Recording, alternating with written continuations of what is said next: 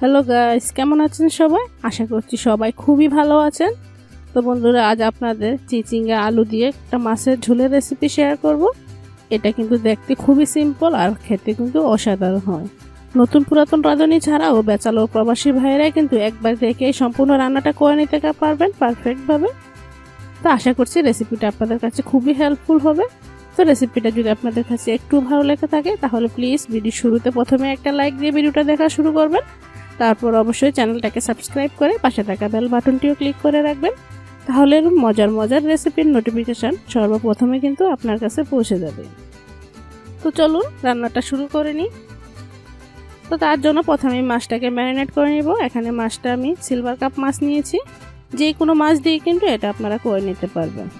তো এখন লবণ, হলুদ, একদম সামান্য পরিমাণে মরিচের গুঁড়া দিয়ে কিন্তু মাছটাকে একটু ম্যারিনেট করে নিব। আর একটু সামান্য পরিমাণে তেলও দিয়ে নিচ্ছি, দিয়ে হাত দিয়ে ভালো করে মেখে মাছটাকে ম্যারিনেট করে নিতে হবে। তো বন্ধুরা, সেম ভাবে কিন্তু আপনারা যে কোনো মাছ দিয়ে রান্নাটা করতে পারবেন, কোনো রকম সমস্যা নাই। কিন্তু প্রসেসিংগুলো একই রাখবেন, মাছটা চেঞ্জ করে আপনারা যে কোনো মাছ দিয়ে কিন্তু এটা রান্না করতে পারবেন। ছোট বড় যে কোনো মাছ দিয়ে এভাবে রান্না করবেন, স্বাদ কিন্তু খুবই ভালো আসবে। তো দেখুন মাছটা কিন্তু মাখা হয়ে গেছে, এখন চলে যাচ্ছি ভাজার জন্য। এখন চুলায় প্যান বসিয়ে তেল দিয়ে দিচ্ছি 1/3 কাপ। এই তেলেই কিন্তু আমি সম্পূর্ণ রান্নাটা করব।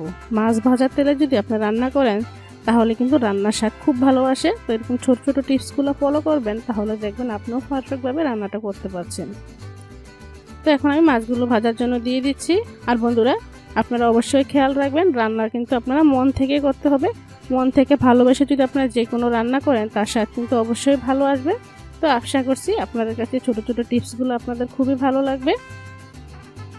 তো মাছগুলো যখন হালকা ভাজা হয়ে যাবে, এক সাইডে এরকম কালার চলে আসবে, তখনই মাছগুলো উল্টিয়ে দিচ্ছি। তো উল্টিয়ে পাল্টিয়ে আমি মাছগুলো একদম লাল লাল করে ভেজে নিব।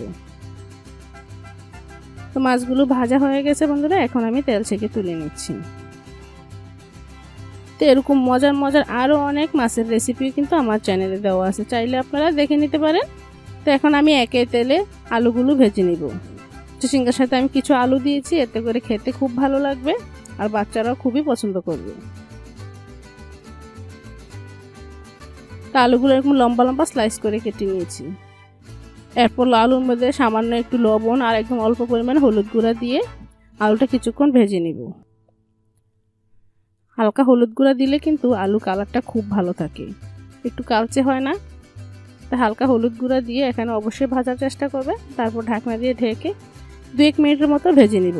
তো দেখুন আলুটা কিন্তু মোটামুটি ভাজা হয়ে গেছে, আলুটা কিন্তু প্রায় 80% মতো সিদ্ধ হয়ে গেছে। এখন আমি তুলে নিচ্ছি। আর একদম ভালো করে সিদ্ধ করা যাবে না, তা না হলে কিন্তু আলুটা ভেঙে যাবে।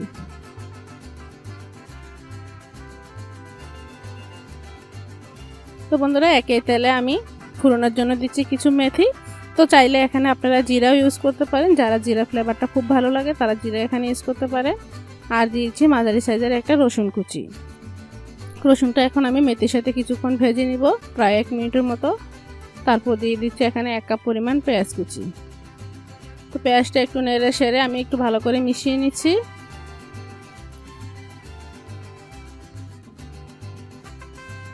তো বন্ধুরা, পেঁয়াজটা ভালো করে মিশিয়ে এখন আমি একটু ভেজে নিব। পেঁয়াজটা যখন হালকা নরম হয়ে আসবে তখনই দিয়ে দিচ্ছি কিছু কাঁচামরিচ। মাঝখান থেকে ছিঁড়ে আমি কিছু কাঁচামরিচ দিয়ে নিয়েছি। আর দিচ্ছি স্বাদ মতো লবণ, 1/2 চামচ হলুদের গুঁড়া আর 1/2 চামচ পরিমাণ মরিচের গুঁড়া দিয়ে একটু ভালো করে মিশিয়ে নিতে হবে। এই পর্যায়ে কিন্তু বেশি ভাজার প্রয়োজন নেই, জাস্ট একটু মশলাগুলো মিশিয়ে নিতে হবে। পেঁয়াজের সাথে একটু ভালো করে মিশিয়ে নিয়ে তারপর আমি দিয়ে দিব চিচিঙ্গাগুলো। আর চিচিঙ্গাগুলো কিন্তু এখানে আমি একটু রিং রিং করে কেটে নিয়েছি। আর এখানে কিন্তু অবশ্যই খেয়াল রাখবেন, অনেকে কিন্তু চিচিঙ্গা খেতে চান না একটু শক্ত শক্ত ভাব থাকার কারণে। তার জন্য একদম চিকন করে কেটে নেবেন, তাহলে দেখবেন রান্নার সময় একদমই মিশে যাবে, খেতে খুব ভালো লাগবে। আর ভিতরে দানার অংশটা কিন্তু আমি ফেলে দিয়েছি। অনেকে কিন্তু বিচিটা পছন্দ করেন, সেক্ষেত্রে আপনারা সেটা রেখে দিতে পারেন। তো এখন ভালো করে চিচিঙ্গা দিয়ে মিশিয়ে নিচ্ছি, সব মশলার সাথে ভালো করে মিশিয়ে নিতে হবে। তো বন্ধুরা, মিশিয়ে আমি ঢাকনা দিয়ে ঢেকে কুক করে নিচ্ছি। তো দেখুন ঢাকনাটা তুলে নিলাম। এর ফাঁকে কিন্তু আরও 2-1 বার আমি নেড়ে চেড়ে দিয়েছি। তো এভাবে 1 থেকে 1.5 মিনিট পর পর বা 2 মিনিট পর পর ঢাকনাটা তুলে কিন্তু অনবরত নেড়েই কিন্তু ভালো করে কষিয়ে নিতে হবে।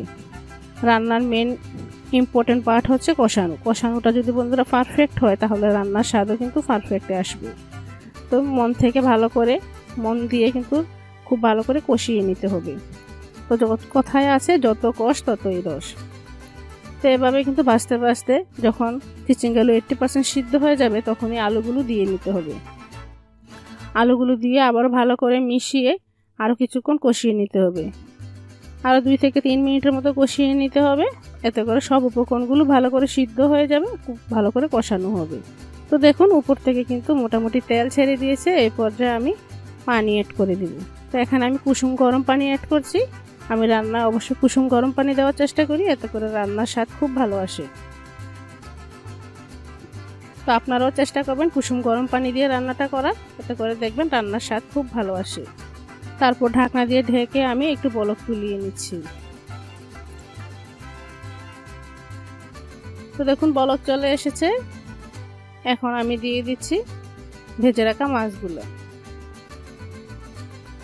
তো মাছগুলো দিয়ে উপর থেকে কিছু ধনেপাতা কুচি দিয়ে নিচ্ছি। ধনেপাতা কুচি দিয়ে ঢাকনা দিয়ে ঢেকে আরও কিছুক্ষণ কষিয়ে নিচ্ছি। তো দেখুন এই পর্যায়ে কিন্তু খুব ভালো করে রান্নাটা হয়ে গেছে। এখন উপর থেকে আরও কিছুটা ধনেপাতা কুচি দিয়ে নিব, এতে করে ফ্লেভারটা খুবই স্ট্রংভাবে পাওয়া যাবে। তো ঢাকনা দিয়ে ঢেকে আমি তুলে নিচ্ছি। তো বন্ধুরা এখন আমি গরম গরম সার্ভ করে নিচ্ছি। তো দেখুন দেখতে মাশাআল্লাহ কতটা সুন্দর হয়েছে, আর খেতেও কিন্তু অসম্ভব মজা হয়েছে। তো আশা করছি বন্ধুরা রেসিপিটা বাসায় আপনারা অবশ্যই ট্রাই করবেন। তাহলে ট্রাই করে আপনার কেমন লেগেছে তা কিন্তু কমেন্টে জানাতে ভুলবেন না। তো যদি ভালো লেগে থাকে তাহলে ছোট্ট একটা লাইক দিয়ে আপনার ফ্রেন্ডস অ্যান্ড ফ্যামিলির মাঝে বেশি বেশি শেয়ার করে দিবেন। তো আজ এখানেই শেষ করছি বন্ধুরা। নেক্সট ভিডিওতে আবারও দেখা হবে। আল্লাহ হাফেজ।